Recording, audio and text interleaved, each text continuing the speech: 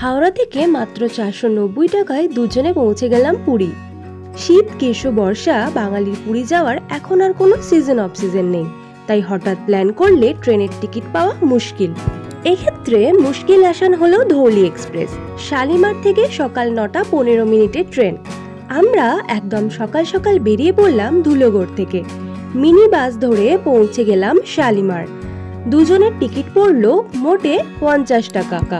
স্টেশনে ঢুকে অল্প কিছুক্ষণের অপেক্ষা, তারপরেই চলে এলো ট্রেন। ট্রেন ছাড়লো ঠিক সময়েই। 3 সিটারে পাশাপাশি বসতে বিশেষ অসুবিধা হয়নি। ট্রেন ছাড়ার কিছুক্ষণের মধ্যেই ঝেঁপে বৃষ্টি নামে।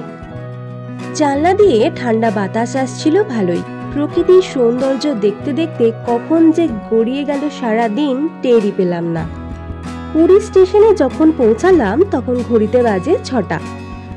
ধৌলিতে শালিমার থেকে পুরীর টিকিট 190 টাকা করে। দুজনের খরচ হলো মোট 380 টাকা। পুরী স্টেশনের বাইরে বিশাল ছাউনি। রথের জন্য এই অস্থায়ী ছাউনি তৈরি করা হয়েছে। রথের দিনে পুরীর হোটেলগুলিতে তিল ধারণেরও জায়গা থাকে না, তাই এই অস্থায়ী ছাউনিতে রাত কাটিয়ে দেন অনেকে। স্টেশনের বাইরে থেকে শেয়ার অটোতে পৌঁছে গেলাম স্বর্গদ্বার মোড়ে। দুজনের অটোতে খরচ হলো মোটে 60 টাকা। অটো থেকে নেমে স্বর্গদ্বারের পাশ দিয়ে হাঁটা লাগালাম সবজি বাজারের দিকের রাস্তায়।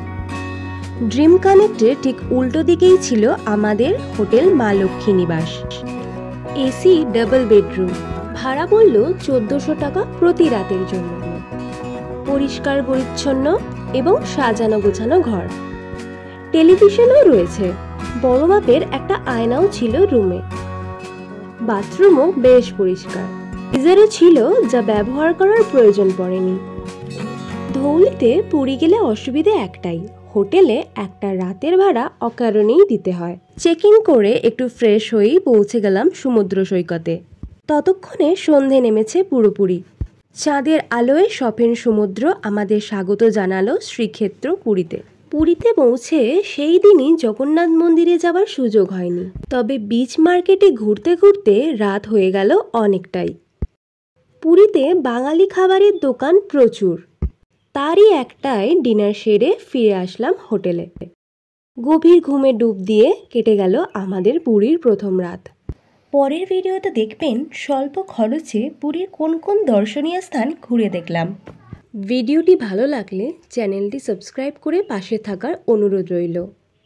ভিডিওটি শেষ পর্যন্ত দেখার জন্য আপনাকে ধন্যবাদ।